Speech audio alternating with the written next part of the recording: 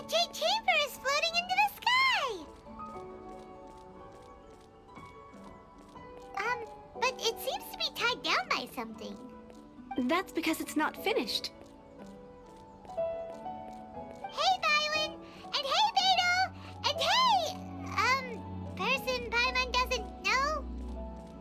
Given the enormous scale of the Jade Chamber, we split the construction work into 2 phases to make sure the structure remains balanced. Before we find some suitable plastrite, we build the Jade Chamber's keel at ground level. Once the plastrite is ready, we place it into the keel and let the partially constructed Jade Chamber rise up to the height of the surrounding mountain peaks. The remainder of the construction work is then carried out at that altitude. Once everything is ready, we release the iron tethers and allow the Jade Chamber to rise to its target altitude. Miss Bygones, we've brought some new materials to submit. One moment, I'll be right there. The construction work has only been able to progress this rapidly thanks to the plastrite provided by you. Lady Ningguang is most grateful and looks forward to seeing more of your work. Wow, can't believe you sourced the plastrite so quickly. It's the key piece of the puzzle. Looks like you beat us to the punch. Beto, you're joining the Jade Chamber contest too? Sure am. I happened to get my hands on a chunk of sunset vermilionite on a voyage a while back, so I figured I'd bring it over. Huh. So even though it's rare, we're not the only ones who managed to get a hold of it. Oh, I've got some introductions to do. This is the renowned Miss Yoon, or Yoonjin, probably the most famous figure in the Liyue opera scene. Greetings. These two are Paimon and the Traveler, both good buddies of mine. And this is...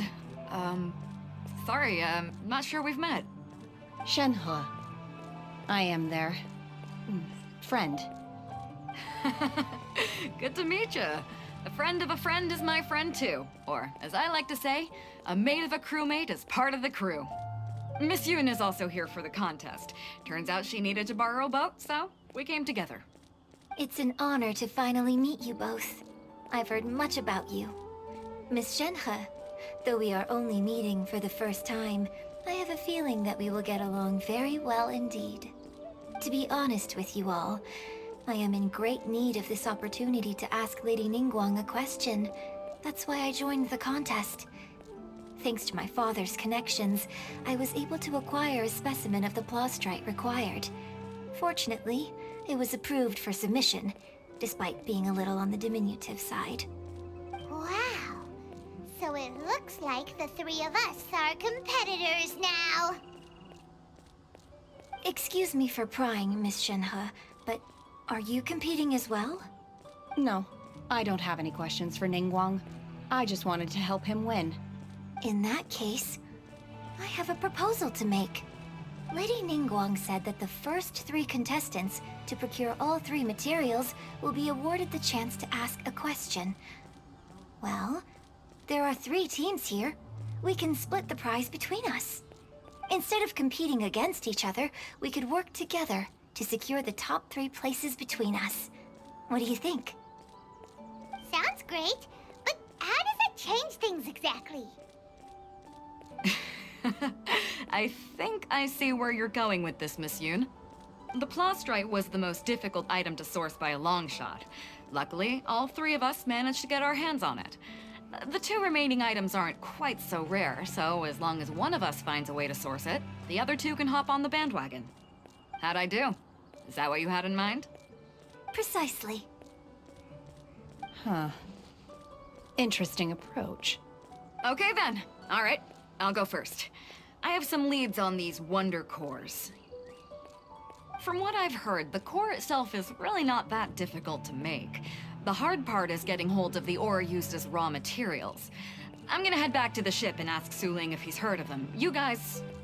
We will head into town and seek advice from Master Zhang of Hanfeng's Ironmongers. Thoughts? Wonderful. We'll split into teams then, and whoever makes progress first brings all of us a step closer to victory. I'm gonna take off. See you later. Okay, let's go! By the way, Ningguang, Yunjin? I'm looking for a venue to host the performance of our new opera. Lady Ningguang has excellent judgment, so I would like to hear her opinion. Ooh, what's the opera called? Paimon wants to go see it. The opera is a labor of love by my father. He wrote it based on a popular urban legend about an evil spirit and an adeptus. It's called The Divine Damsel of Devastation. Ah, hello. Are you here for something off the shelf, or do you need something forged? Excuse me, Master Zhang. We were wondering if you'd heard of something called a Wonder Core. Of course I have. Sorry, who's asking? My name is Yunjin. Perhaps you don't know me, but I believe that you forged some weaponry for my father in the past, for stage use. Yunjin?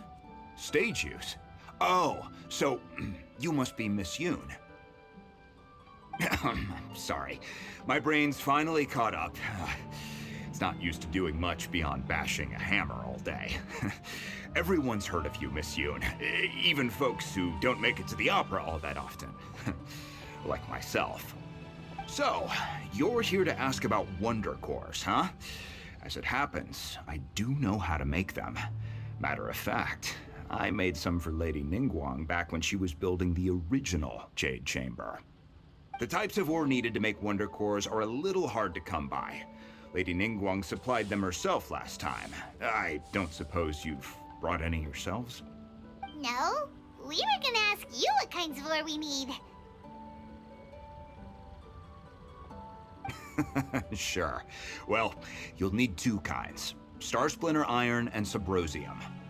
If I remember correctly, Lady Ningguang sourced her Star Splinter Iron from the Mount Tianheng area. They say it resonates with visions. It could take some work, but if you stick with it, you'll find some eventually. As for the Subrosium, though, that's trickier. It's all but unheard of on the market. I'm really not sure. Sorry. What I've heard is that the people around Mount Tianheng have some sort of magic trick that can pinpoint the location of the stuff. Of course, it's probably just hearsay. If you want my advice, start by looking for Star Splinter Iron around Mount Tianheng. And if you run into any locals, ask them a few questions about Subrosium. Mount Tianheng. Interestingly enough, the story of the Divine Damsel of Devastation also takes place on that mountain. I hear the view there is quite spectacular. A favorite destination of the Adepti, in fact. Perhaps it can give me some inspiration. Let's not delay. We should head straight there. I came to Mount Tianheng once with my father as a child.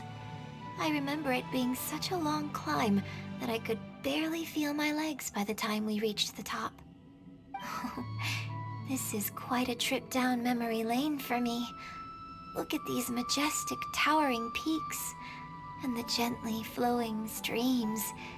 It's like setting foot in paradise. No wonder the legend of the Divine Damsel of Devastation is said to have taken place here.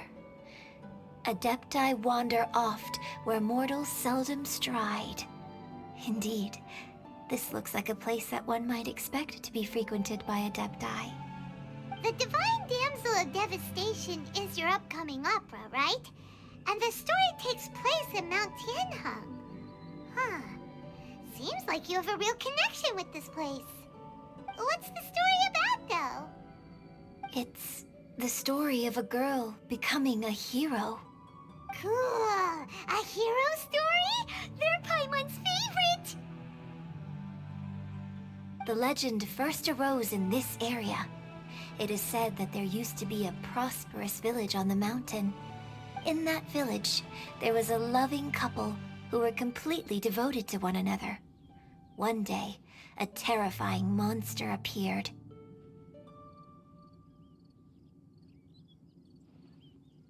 The wife was out collecting herbs and was captured by the monster. Her husband was so distraught at the news that it broke his spirit and drove him to madness. The vile and vicious monster told the villagers, "If you want to live, you must sacrifice a child to me." What a nasty piece of work! Paimon sure hopes this monster gets put in its place!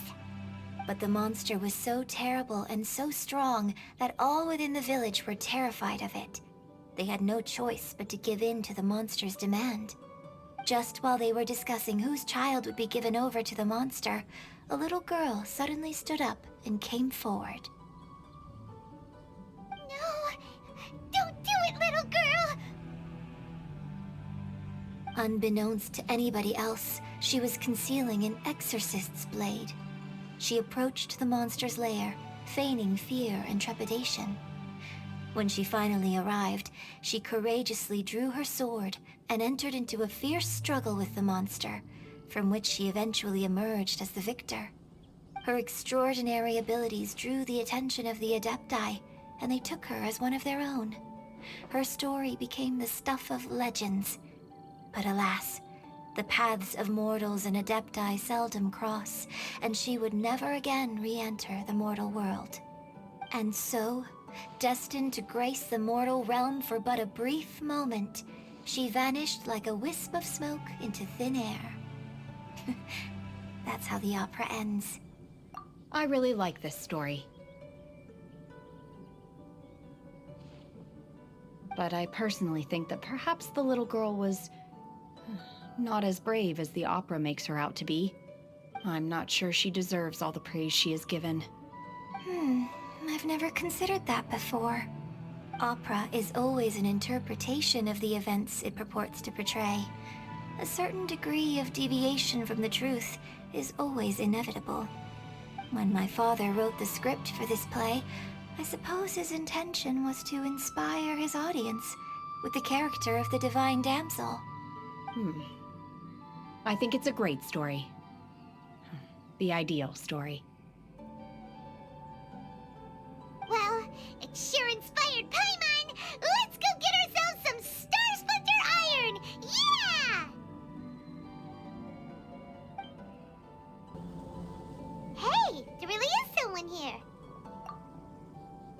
Yunjin, looks like you were right. Excuse us, sir. Can we ask you something? Huh. He didn't seem to catch that. Hello, sir. We were just passing by and wanted to ask if you happen to know anything about Subrosium.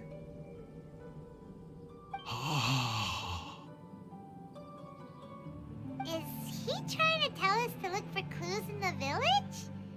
Well, whatever. Guess we're on our own here. Shenhua, Yunjin, let's have a look around. Sorry, you can go ahead without me. I'd like to have a word with this gentleman. If that's okay with you, Uncle Mingjin. It's... Shenhe. Shinho. You are alive. The rumors were true. So, all these years? I'm sorry, I don't know how to find Subrosium. But I think you can find some information in the village. This place is deserted now. No one ever comes here. So you can rummage around all you want. Huh? You know this guy, Shenhua? Thank you, kind sir. We'll go and take a look around. Don't worry. Mingjin has no ill intention towards Miss Shenhe. She'll be quite safe. Okay, then let's see what we can find in this village. One year when I was back visiting, I heard a story about a white-haired adeptus from a merchant passing by. I never imagined it was you. I was a very close friend of your father's. I could have stopped him from performing the summoning ritual. I had plenty of chances, but I couldn't bring myself to stand up to him. I just let things happen, let it all escalate. Well, we all know how that story ended. I bring flowers back here every year. And each time I wish I had a chance to apologize to you.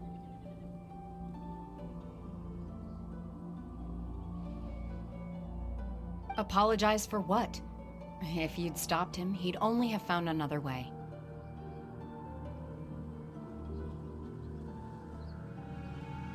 There is nothing he wouldn't have done for his true love. Nothing. Do you still hate him? I don't know what I feel. I'm told my fate is to bear the curse of calamity, so my master bound my soul with red ropes to curb my aggression. But it also dampened my emotions, making me dispassionate, like the Adepti. So if you ask me how I feel about the past, if I hate my father or not, the truth is, I feel nothing at all. It must have been so tough for you all these years. Shenhe, we're back! Oh, and I will leave you all in peace. Shenhe, it brings me some solace knowing that you are okay. I'll tell you more about the old times next time we meet. Thanks, mister. We found some info in the end.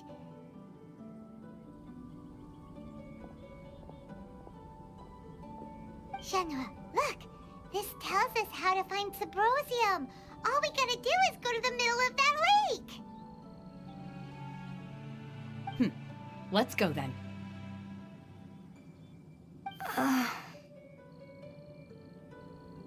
Miss Shenhe, there's something I'd like to talk to you about. Just now, in the village, we found your father's diary. It turns out that many of the details in the Divine Damsel of Devastation are not true to the facts. So I'd like to change them. Why? I know I say that opera always deviates from the truth, but now that the main character is standing right here in front of me, I cannot simply dismiss your lived experience in favor of my father's fiction. It's okay. I like your version. But, huh? My master once said that the day I learn how to use my strength for the good of others is the day that I can truly become part of human society. So, I hope that one day I might be brave enough to stand up and protect others, just like the girl in the opera. But I've never thought this way before, and I wonder whether I will continue to think in this way. Don't worry. I believe you will. In fact, I think maybe you've already started to become the person you aspire to be. You just haven't had the opportunity to see it for yourself yet. Shenhe! Yunjin! Cut the chit-chat! Let's go!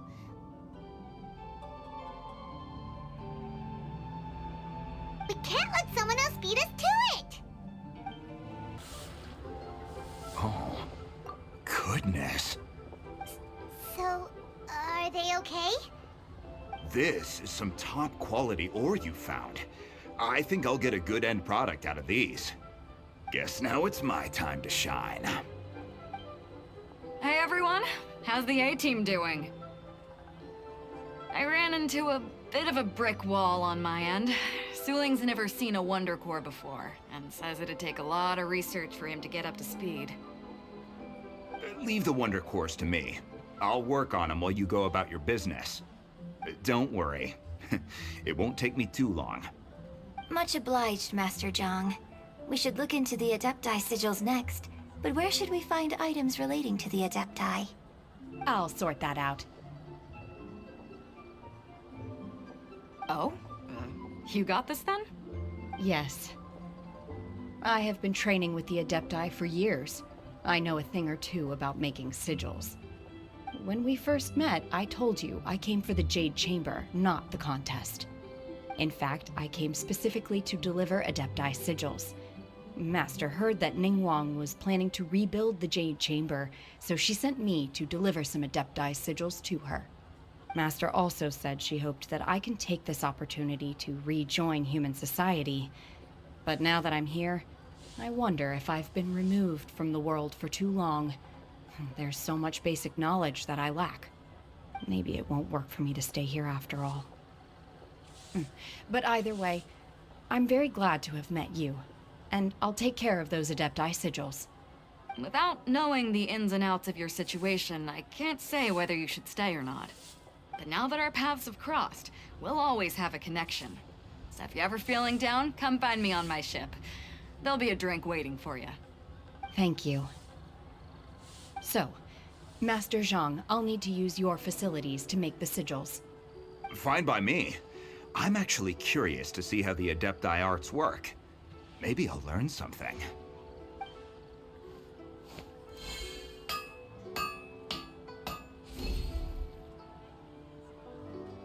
Whew. The sigils are ready. Though they are in some respects inferior to my master's, I can assure you there will be no quality issues. I've finished forging the things you asked for, too. Great! Let's go submit them before someone else gets there ahead